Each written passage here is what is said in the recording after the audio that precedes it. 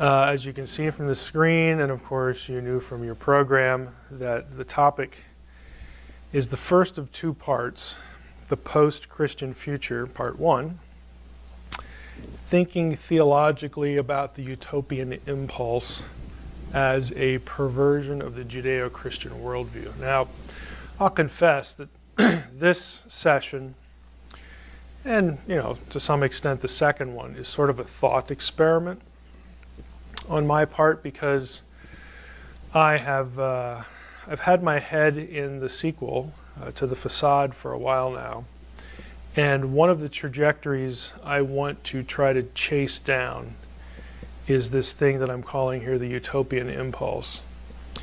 And that's in part prompted by where we are at culturally. It's also prompted by some of the cultural and political trajectories that I see. I mean, what we think of as conspiracy, and I think a lot of it is small c conspiracy, but is not actually new.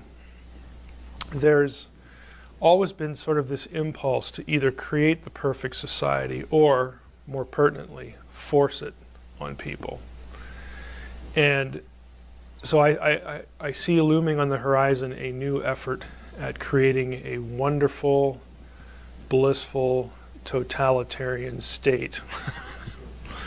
And I want to sort of pursue that a little bit and talk about it. And again, for those of you here, for those of you who listen later to the presentation, I just want you to get you thinking about why it is that this always seems to rear its ugly head, and why even Christians at times are not immune from this notion that we can make things perfect, that we can just make it all right.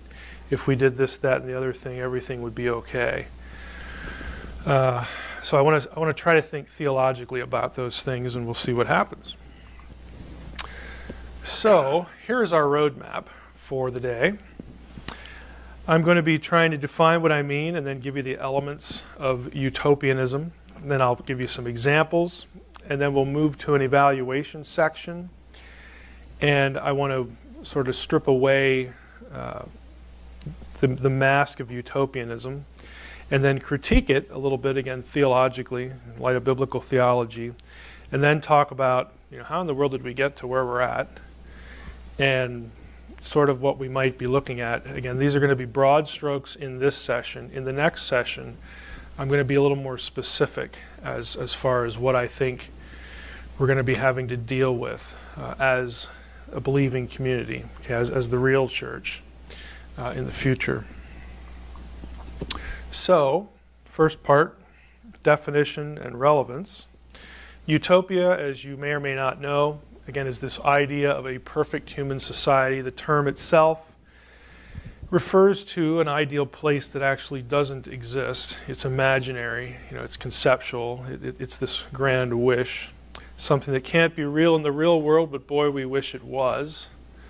That sort of thing. And again, the breakdown for the term utopia, no place, a good or no place. Again, you'll see it spelled either with the E or with the OU, forming the U in either case, but it actually could have either derivation depending on who's using it. And again, an imaginary world where social justice is achieved, whatever that means, and the means of guaranteeing all that are secure. That's where the control comes in.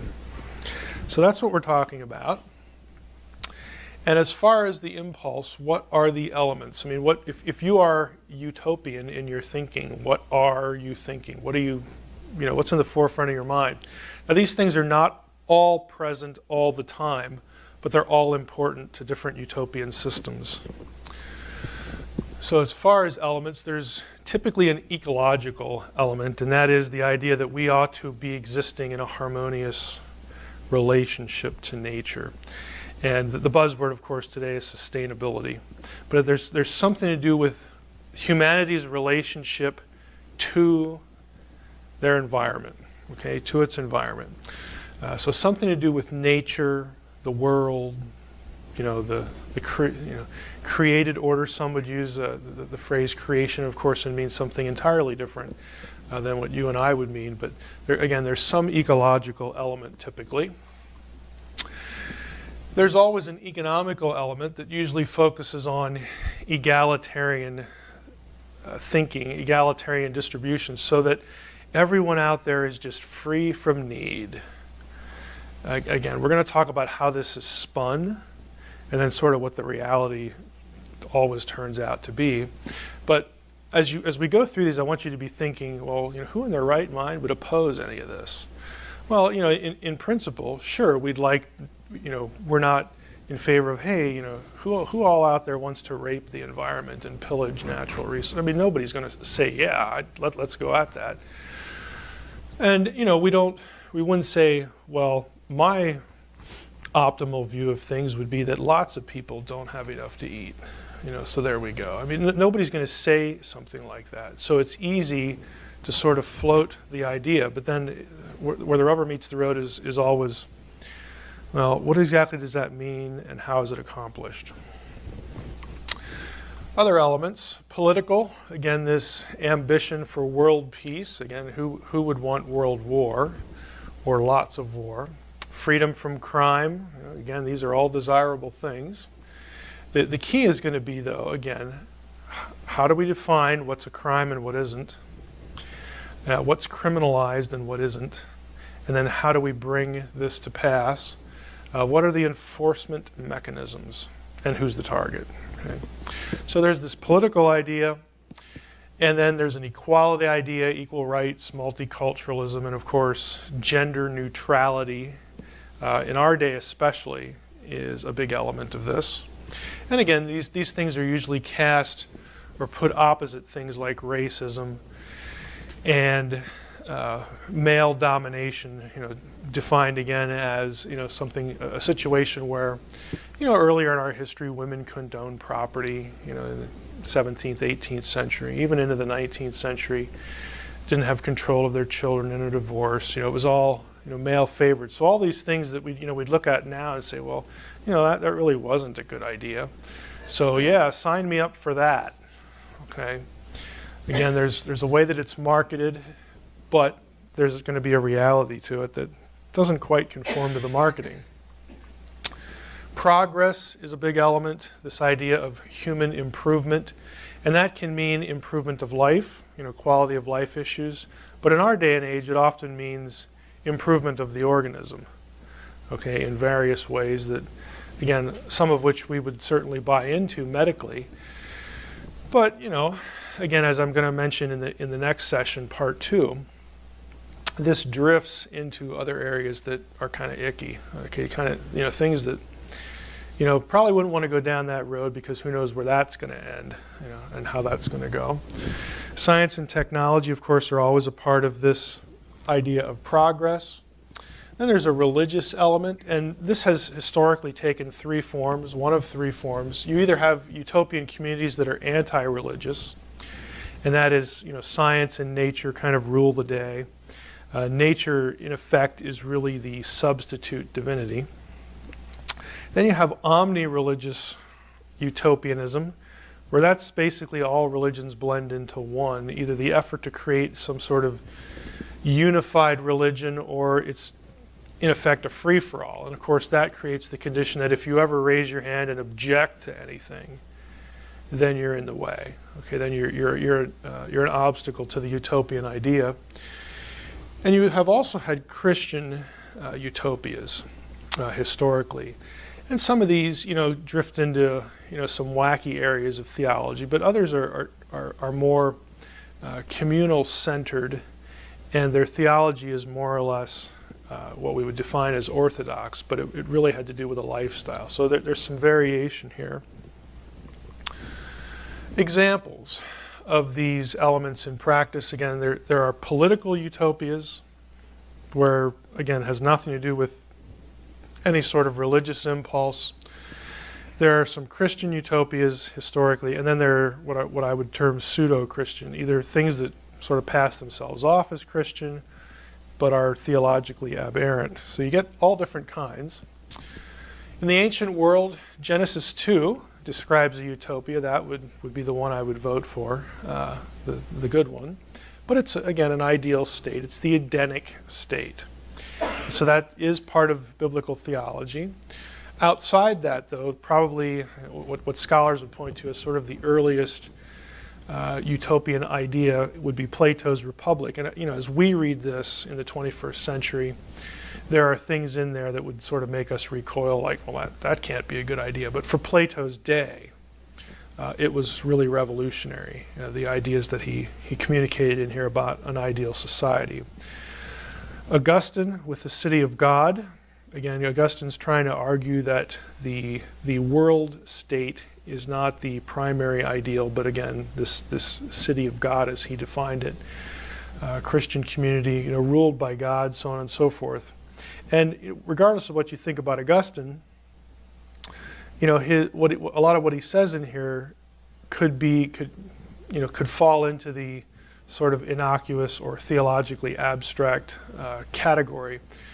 But a lot of his thinking was used later to legitimize the Crusades, for instance. We have to bring in the kingdom. We have to make the world, our part of the world, we have to make it Christian. We have to make it the kingdom of God.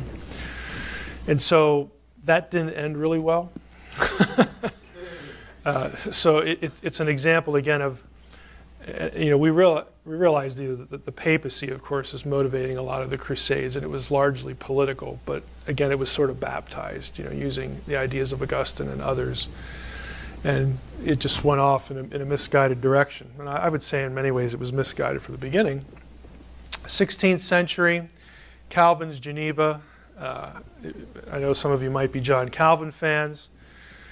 And not to take away from Calvin's genius, because he wrote the Institutes when he was 29 years old, didn't have things like concordances and Bible software and stuff like that. So the guy obviously has a lot going on upstairs. But the problem is, if you actually look at Calvin's Geneva, you probably wouldn't want to move there. I mean, he's throwing people in jail for referring to him as Mr. instead of Master. Someone smiles at a baptism, and so that's prison time. And there are all sorts of things that if you read through the history of Calvin's Geneva, it had the feel of an attempted utopia, a theocratic state, run, of course, by Calvin. So there would be some things there that would make us uncomfortable. If you were living in Calvin's Geneva, you had better be a Calvinist, for instance, or it just isn't going to turn out very well.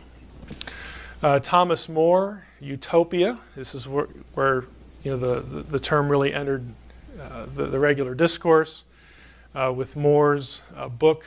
More again is casting this imaginary idea, in part as a critique, for what he saw politically going on around him. But all of these literary attempts, I think are worth reading because on the one hand, they show you what the person's thinking, and boy, wouldn't that be wonderful, and then you turn the page and you get into enforcement. All of them require power. They require power structures to make this work. Because guess what? People are not robots. And no matter how good you make it sound, at some point there's going to be dissent. So what do you do with dissent? Well, we can't have dissent because this is utopia. We have to eliminate that. 17th century, we get Thomas Hobbes with his famous book Leviathan. Again, and this is the book that really focuses on the empowerment, the power situation of the state over people, again, to enforce this sort of perceived ideal community. Francis Bacon, The New Atlantis, is really an important book. This one has a significant influence in the United States and America. Because again, there were many, and it wasn't, you didn't have to be sort of a dyed-in-the-wool Freemason to think this way, but there were many, who would have been outside Freemasonry and just sort of in the Enlightenment discourse that would have looked at America as the new Atlantis. Again, this is the new utopia. We come here to get away from monarchy, to get away from the social ills that we see in Europe. And we get to basically start over. And we get to reimagine what communal life should be, what the ideal state would be. And, When Bacon writes New Atlantis about this imaginary place somewhere else, outside of Europe, that people go to and really start this thing called civilization over again.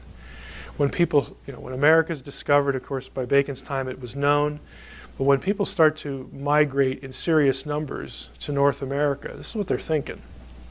This is the new Atlantis. This is the great country, the wonderful, country where we get to actually conduct these experiments, in reimagining what life should be like, what the state should be like. 18th century, the Shakers. I'm from the East Coast. I'm from Pennsylvania originally and grew up near the Shaker area, the Shaker community, and the Ephrata Cloister. In fact, my first daughter was born in Ephrata, not at the cloister. But the Shakers were a Christian community. So was the Ephrata Cloister. But again, Christian. Again, there would be some things going on there that you would sort of would raise an eyebrow, or you might not recognize as Christian. But again, ostensibly, they were not atheists. Certainly, they were not secularists. They're trying to do Christian things. They tend to be very strict in terms of celibacy. I don't think there are any Shakers left anymore. Again, celibacy was part of the problem there. I think the last Shaker died like in the 1990s or something like that. I mean, you can still go see the community, and then of course the cloister. The cloister has more connections with transcendentalism and some of the quasi or overtly kinds of occult things later on in its history. But again, that's not exactly where it began. So you have, again, these sorts of early attempts at, let's go over, we create our own community, we share our own goods in common, we have our own rules for the community, that sort of thing. We separate ourselves, we isolate ourselves from the mainstream way of doing things. The Enlightenment contributes a lot to, again, a utopian thinking. The Enlightenment, of course, terribly important. Again, the age and elevation of reason, human reason. Well, if you're in Europe and, again, you've been living with centuries of monarchy and you don't like aristocracy and you see all the abuses there, the real, strict division of classes and economic states, and you think, boy, we ought to be able to do this better. That we ought to be able to think for ourselves, and we ought to have checks and balances in our government. We ought to have power divided among many, and all these political ideas we're familiar with that actually are sort of launched in the Enlightenment. Well, they launch movements. Of course, we have the American Revolution, which I have listed second here, but chronologically it preceded the French Revolution.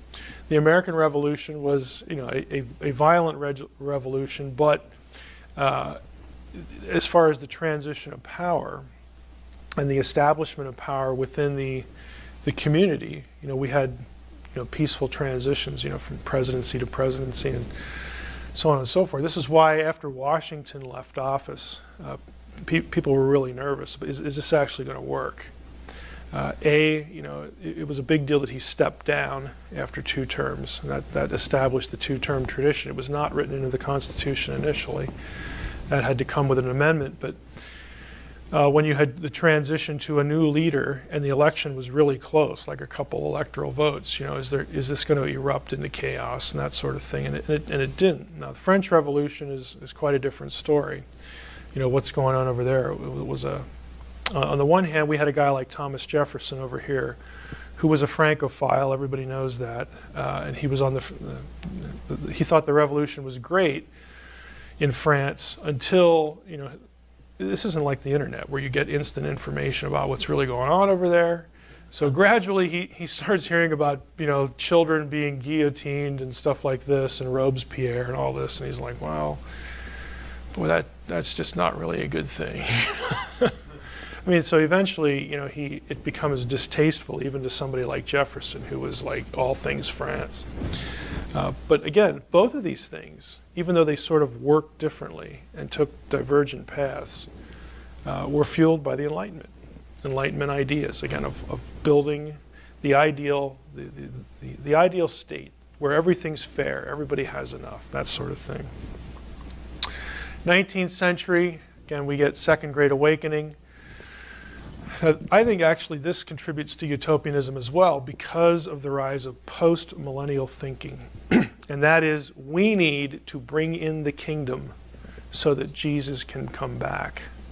That's what post-millennialism is. Now, post-millennialism in the 19th century was a big deal because, again, we have this, it's hand in glove, or it works in tandem with populism. Because of the Industrial Revolution in the 19th century and the way that industrial revolutions typically work is that wealth, and of course with it power and political influence, comes into the hands of a few, again in the merchant class. I'm thinking of people like J.P. Morgan, Vanderbilt, Rockefeller, Andrew Carnegie. This is the era for that. And again, I'm not saying that everything these guys did was bad, because it wasn't. A guy like Carnegie, felt that it was just immoral to pass on your wealth. So that's why he decided to give it all away. Hundreds and hundreds of millions of dollars.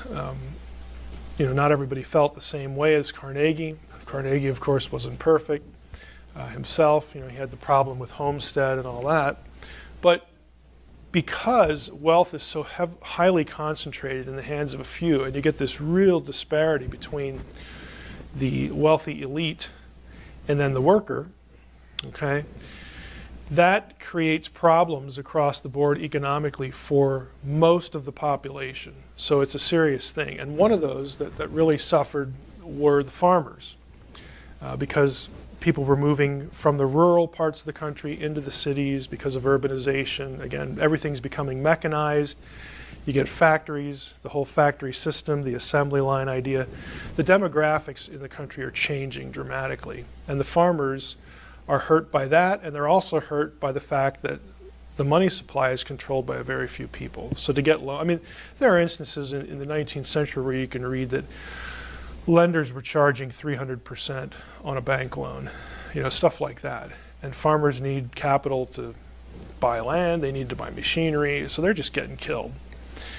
That all factors into the rise of the populist movement, which is a grassroots movement where, again, we, as farmers unite, we united labor, the farm industry, but then that becomes an appeal, because right down here you have transcendentalism going on at the same time, this sort of utopian idea of wonderful, harmonious coexistence with the land, again, with nature.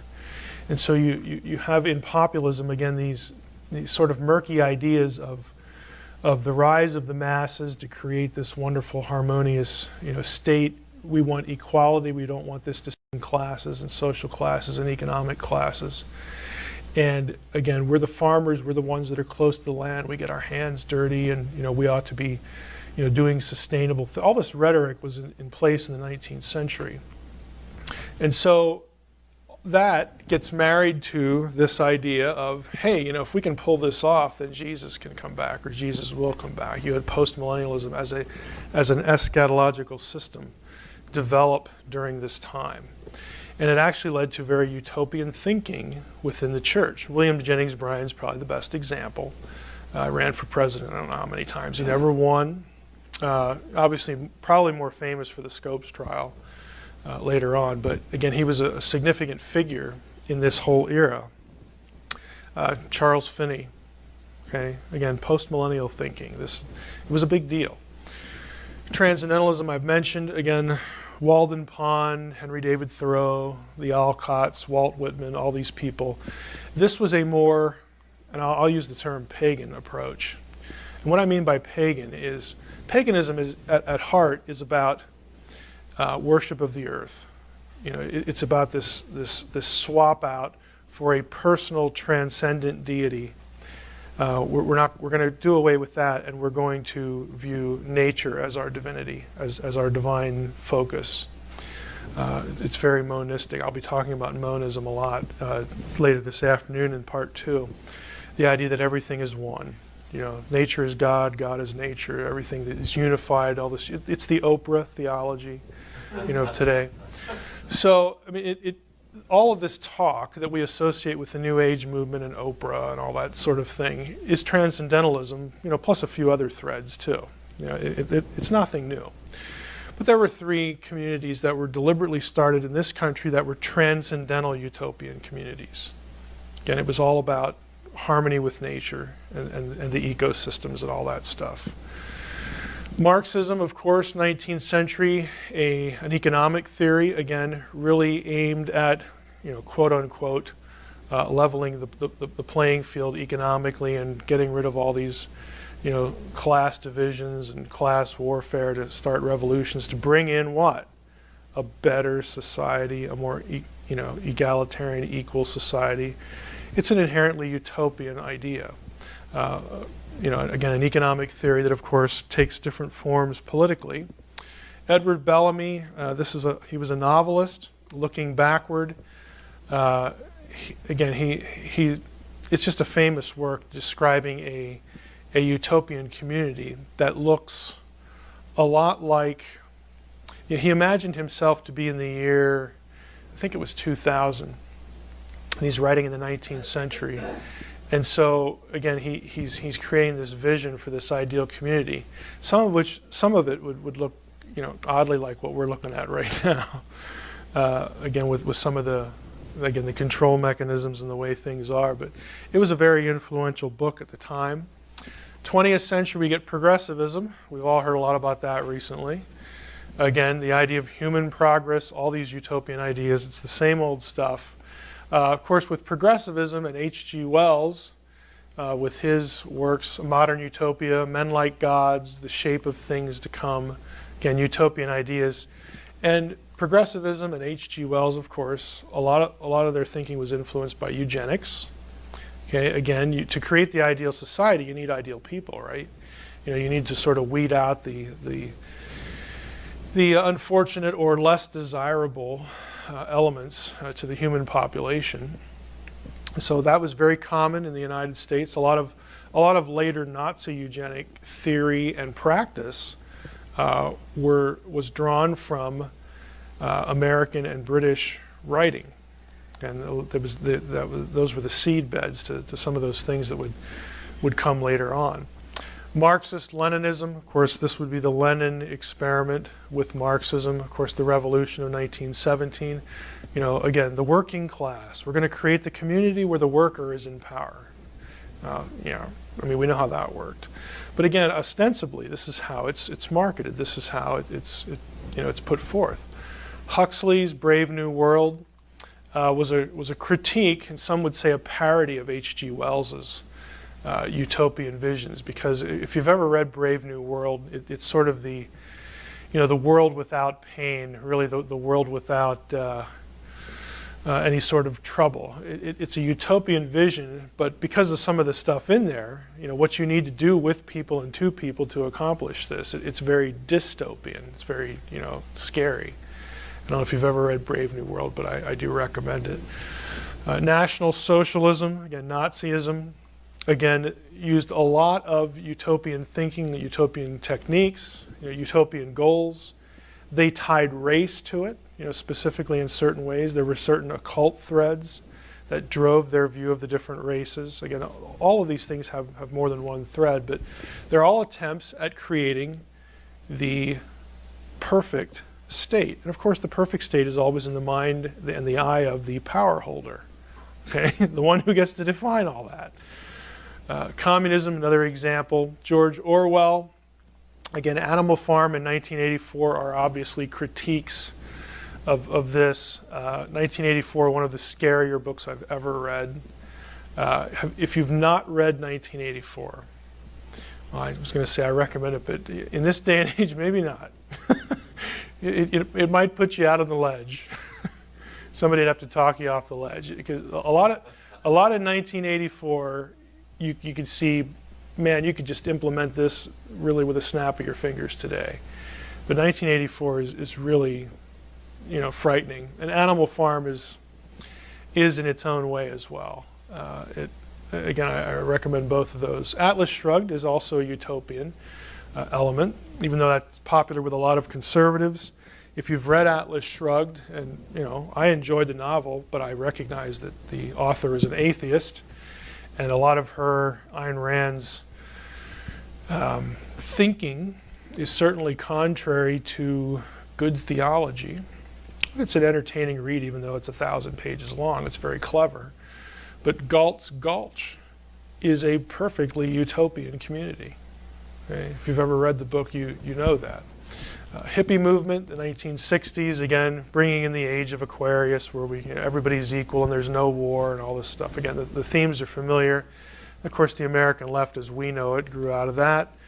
And you also have right-wing religious cults. That they're, again, it's utopianism, but just from a different trajectory, a different angle. So, again, none of this is really news, but I wanted to show you some examples anyway, just to sort of put it in your mind of what I'm talking about. Let's talk about what's really behind it. Now, the utopian impulse, again, pre-20th century, again, this is how it's sold, this column over here. And really the modern reality as we've experienced it in the 20th century, and as I believe we will keep on experiencing it in the 21st century. So over here, here's how it's sold. Here's the marketing. Oh, sustainability, shared resources, plenty for everybody, freedom from need. And of course, over here, that means that food is under state control. That's the only way you can accomplish this today. Okay, you have to have the food supply under control. And that means, and it explains why, and I'm hoping a lot of you are aware of this. If you want the copy of the slides, by the way, so that you can get to this link, we're not connected to the internet here, but that link will show you, I think, half a dozen, 7, 8, 10 ways that already the food supply is being really controlled. And things as simple as the family farm are being defined in such a way that they're being criminalized. Okay, this is not accidental. It's not that. I'm still willing to say, I realize there are a few people who absolutely know what they're doing here. But there are a lot of legislators that are frankly clueless in a whole number of areas. And so they think that, I'm doing a good thing by voting yes for this because we don't want people to get sick on this farm where, things are not controlled and there's no FDA and all. I mean, they think they're doing the right thing, when what they're really doing is they're putting structures in place that will disallow anyone the right to feed themselves. Again, it puts food under state control. There's a movie called Farmageddon, a documentary. Again, that one you might have to be talked in off the ledge, okay, after you watch that. But again, it's this sort of thing. Again, what's happening legislatively. But you have to have this to make this work today. So, food, of course, the Henry Kissinger quote that food is a weapon, of course, is sort of famous or infamous because we've actually done this, in the Korea and the Vietnam, situations where part of the strategy was to keep the populations from getting food. I mean, that was just a tactic. So there's population control, there's deliberate shortages. Of course, if you control the food supply, you can put additives in there. You might also want to watch a film called, let me see if I can remember, I can see the cover here in my head, Demographic Winter. Okay, it is an absolute utter myth that the population is growing too large. The reverse is actually true. And again, this is me. This is Mike Heiser. This is Mike Stick in the Mud Heiser, okay? I am not given to exaggeration. I don't do my research on Billy Bob's website, okay? I do peer-reviewed stuff. And you watch Demographic Winter. They're real scholars. They're real specialists in the fields. And it's very easy to document that we, in the West, are undergoing a dramatic demographic shift just by, it's just a numbers game. That's why it's called Demographic Winter.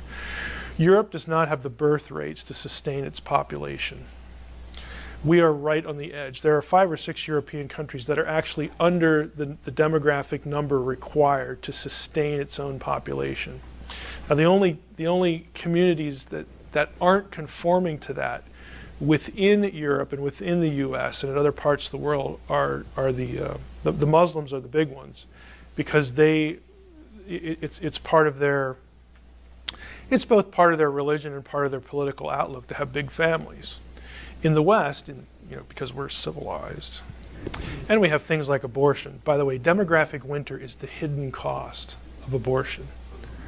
The victimless crime, it is the hidden cost of abortion. And the people in the documentary actually go through that. How abortion has led to this situation where we cannot sustain our population. So, it gets into all sorts of stuff like that, but there are these shifts going on. And part of that, the reason that made me mentally rabbit trail, is this additive thing. Again, there have been situations where it has been at least suggested, and we can talk again whether, small c, big C, conspiracy kind of stuff, whether it's actually been implemented.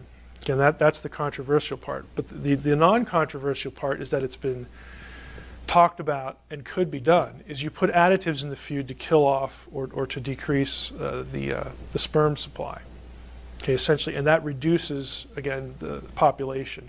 Eugenicists are very open that we need lots and lots of people to die off to have, again, to have sustainability. And rather than just sort of advocating, hey, we need a few world wars in succession, that'll take care of the problem, rather than do something like that, it's demographic control that is just far more convenient and effective and frankly marketable. So again, I recommend, Farmageddon, Demographic Winter. There's actually 2. Demographic Winter has a sequel to it too. It's not exciting. It's kind of chilling, but it's good stuff. It's real, it's real scholarship. Political manipulation. Again, if you control the food supply, well, then it's kind of easy to get people to do what you want them to do. Would you like to obey, okay, or not eat? Okay, I'll wait for your answer. It's not difficult to imagine. And again, we have regulations that are keeping people, again, from growing their own food just by zoning regulations. You don't really realize the power of regulation. It's invisible. It's not overt. It's not, in your face. We're manipulating you. But, who wants to go to zoning hearings and stuff like this? It's just boring. Like, I have a life to live. I'm not going to get involved in that. Are you kidding? I don't know if I could even stay conscious. But, while we're thinking that, it's just happening. Again, it's just this invisible laying in place of structures that are going to be called upon as precedent later, for certain things.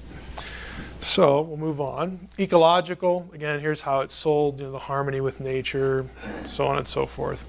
God is in all the world, that's panentheism, as opposed to God is nature, God is the world, pantheism. Environmentalism.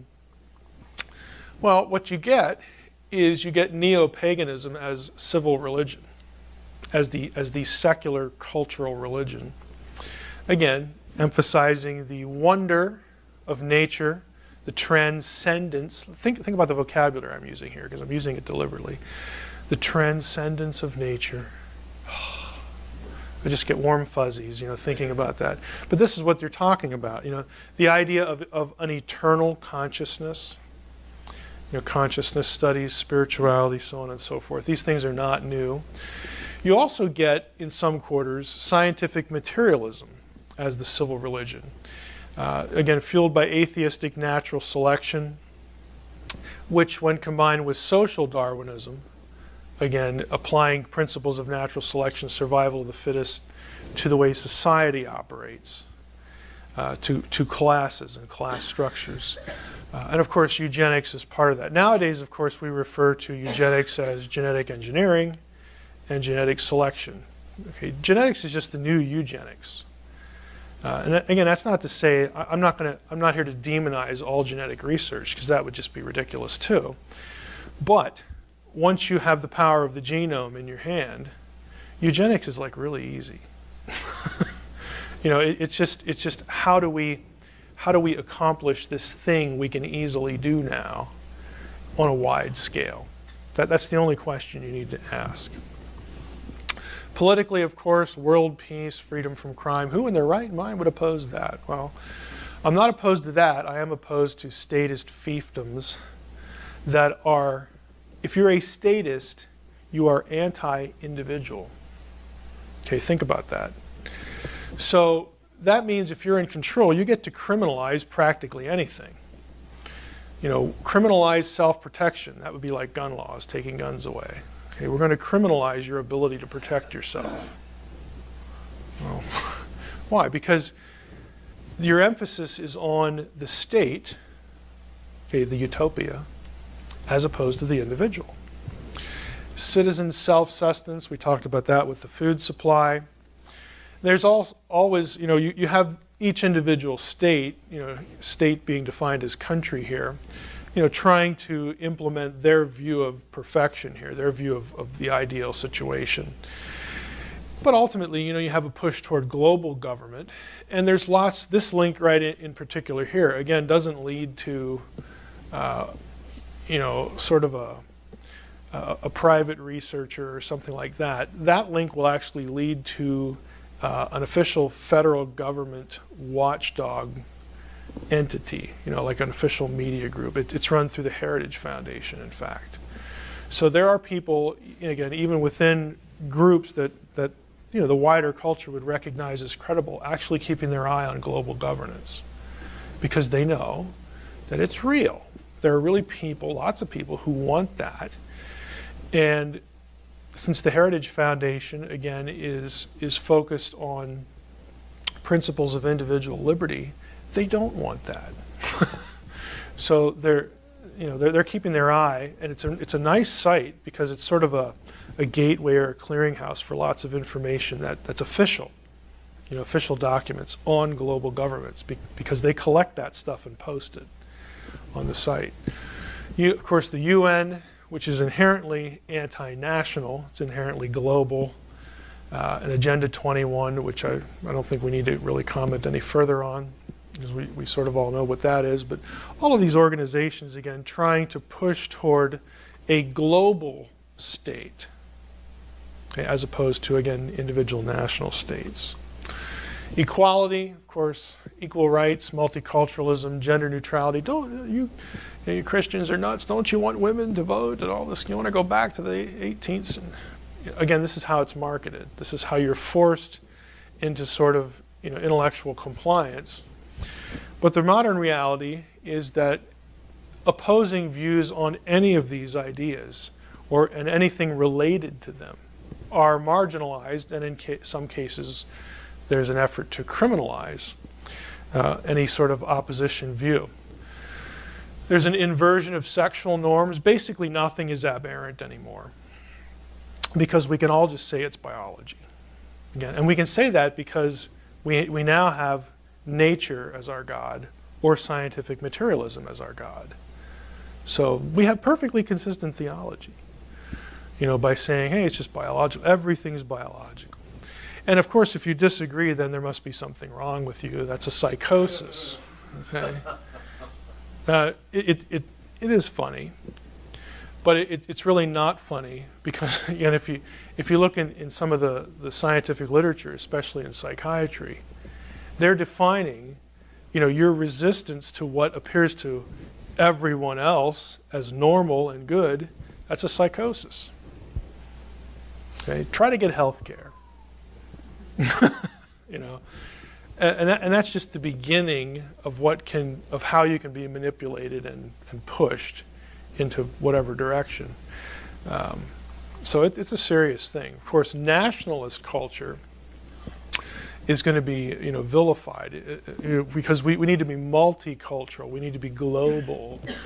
And so any sense of individual sovereignty, of course, as we saw, is like, well, what's up with that?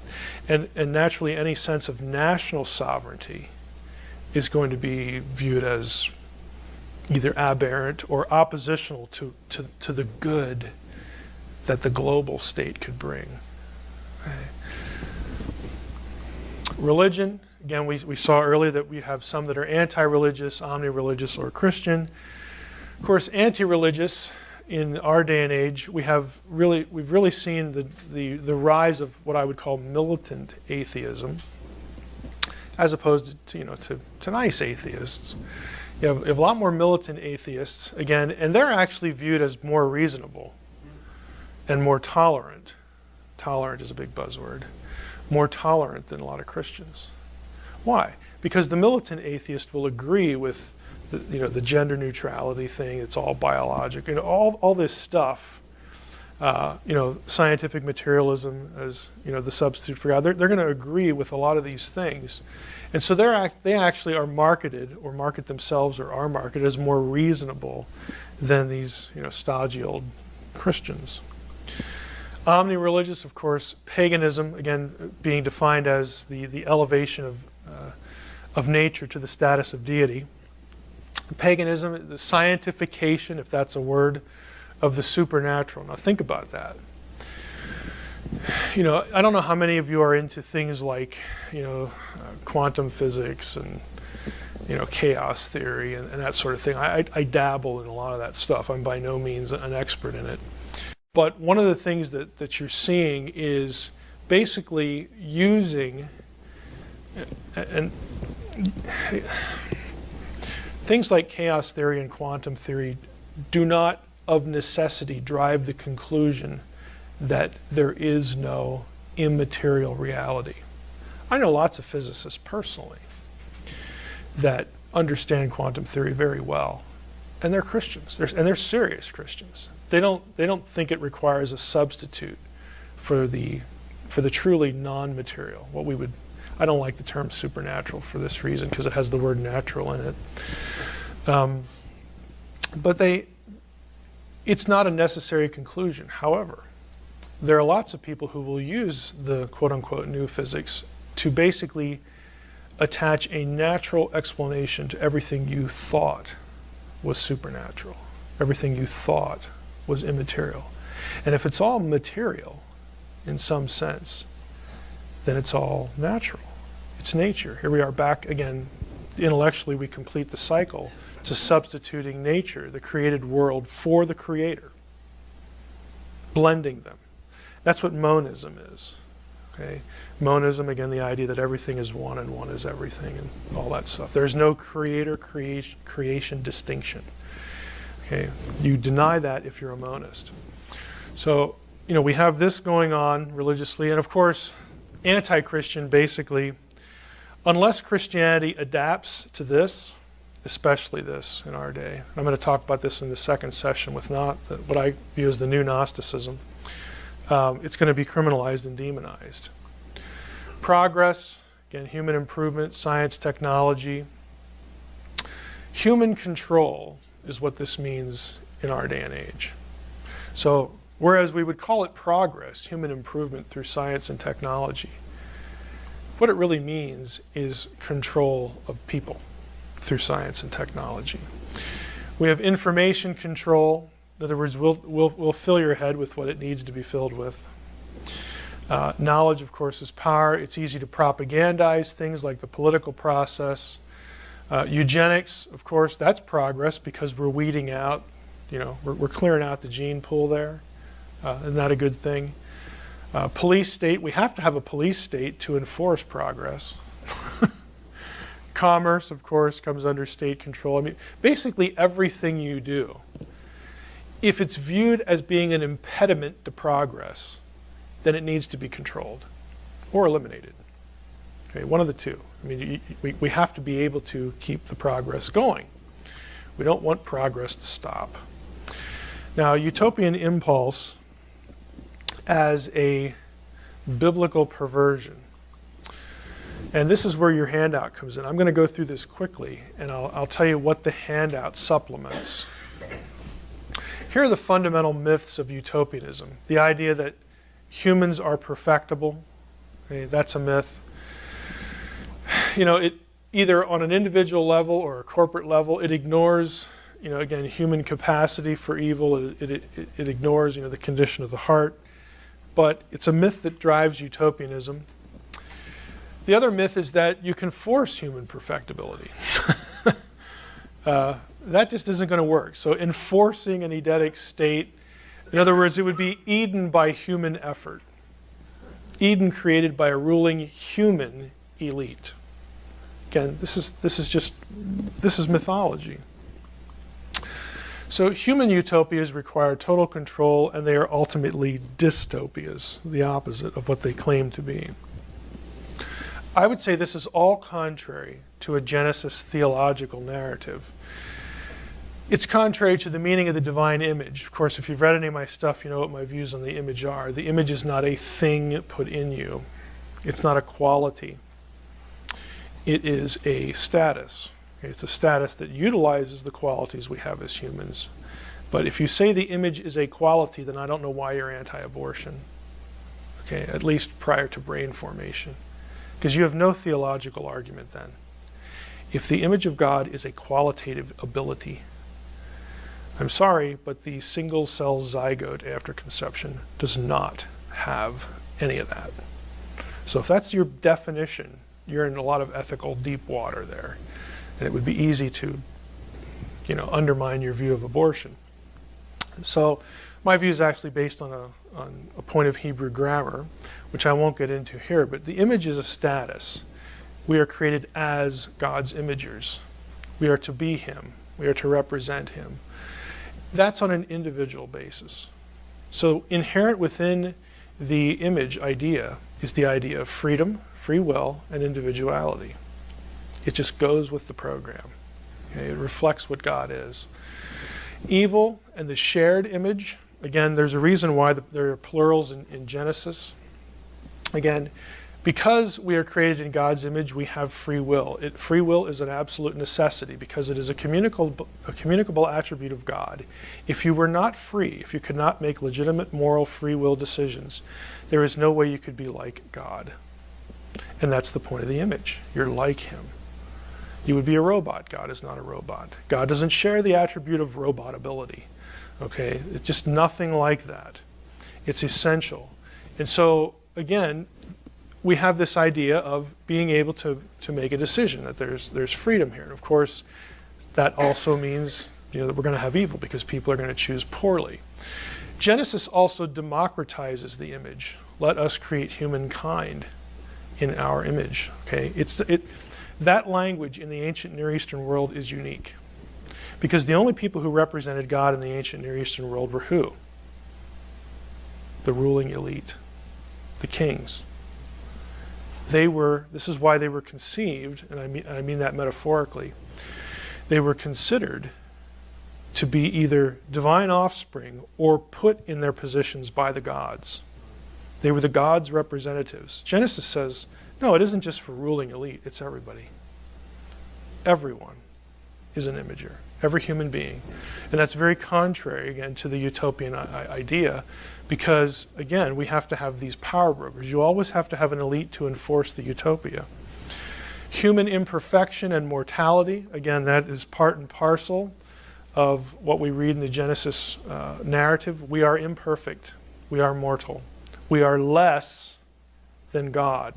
We are not gods. Okay, there is no such thing as this perfectibility. The assumption of authority and sovereignty, again, we will be as gods, that whole, again, misguided idea. Again, if you look at what happens in Genesis 3, part of what the serpent says is true. That, when you do eat, your eyes will be open and you will become as Elohim. That's what it says in the Hebrew. You will become as gods. It should be plural there, because in verse 22, God says, well, the man and the woman have become as one of us. Okay? There's the plurality there. The idea being that, look, now we have human beings who now have assumed sovereignty. Okay? Whereas God was in control before, and God had laid out His will and said, there's this thing called Eden that you're living in, and wouldn't it be nice to stay here? Isn't this a wonderful place? You can stay here indefinitely, and you eat from the tree of life. You're not going to die. You have contingent immortality, because I'm the only being that has immortality in and of itself. But we'll set that aside. Wouldn't you like to stay here and live forever with me? serve me and interact with me. Wouldn't that be great? So, God has this plan for human authority, human shared rulership, with him and other humans and other non-human beings as well in Eden. And that gets corrupted as soon as humankind presumes the right to dictate the terms and to propel the program. So, we have that going on here. And then we have separation from Eden again, and this is really something, absolutely against utopia. Now, your handout is a fuller description of this symbiotic relationship between the biblical view of the divine counsel, God and God ruling through his counsel on earth, the way things should have been, and then once the fall happens, God's continued interaction with humanity, again, through himself and through his counsel. So what you have in those 6 pages, I've drawn excerpts from an article that I really like and would recommend. But they're excerpts that sort of trace the flow through the Bible of that idea. Okay, so that's what the handout is. Babel, again, is a big deal with this, because if you understand what's going on at Babel, a ziggurat, Tower of Babel, was built to bring the divine to earth. Okay, we're going to build you a house. We're going to build you a home because gods live on mountains. So let's build our own mountain so that the deity will come here. And then when he comes here, we can negotiate. We can kind of barter. It's the same logic of idolatry. Why do people? The ancient person wasn't an idiot. He knows that this thing he just made isn't his creator. So why do they make idols? Because they believe deities can be summoned to reside there. You locate the deity. This is why Israel was forbidden to make graven images, because Yahweh cannot be tamed. Yahweh will not be brought anywhere for negotiation. That's up to him.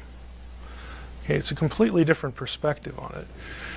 But you have the same thing going on with Babel. We are going to reestablish Eden. We are going to bring the deity back to earth. We're separated from the deity now. We got kicked out and all that stuff. We're going to bring the deity back down to earth, and then we're going to do all this stuff, all this good stuff. Well, again, it's a usurpation of God's plan, God's punishment. Humans trying to remedy and re-kickstart what they ruined. Okay, Babel is sort of the beginning living illustration of this idea that, hey, let's bring heaven to earth. Again, utopian thinking. Heaven is not going to come to earth until God wills it and not before. But that's what the utopian misses or hates. Take your pick. One way or the other. So again, how did we get here? I have to wrap up. We've got all these forces. Again, I'll send you the slides unless you want to watch it on the video again. But we've got all these things going in our culture, all these political movements, out of, what I call lemming capitalism here, as opposed to philanthropic capitalism. All these things, and really what it comes down to, I like this one, checking our brains out at church. I think that's contributed. And checking the brain out of the pulpit, too. All these things have contributed to the future. And here's what I think for sure we're going to be looking at. We're going to be seeing more decline, more statist power, more emphasis of the state over the individual in this country. Technocracy, all these mechanisms used, again, to control information, to control behavior, to control the population. And we're going to see a further marginalization of what we would look at as biblical Christianity. And I think the solution to this is not going to be popular. But this is the proven solution. And that is the church has to be willing to suffer in this generation for the next. It worked the first time. There were 13 people who pulled this off. 12 apostles and Paul. Okay, they won. It worked. But it came at a huge cost. So, I understand we can look at our world and go, what in the world are we going to do? I would suggest that we do what the apostles did.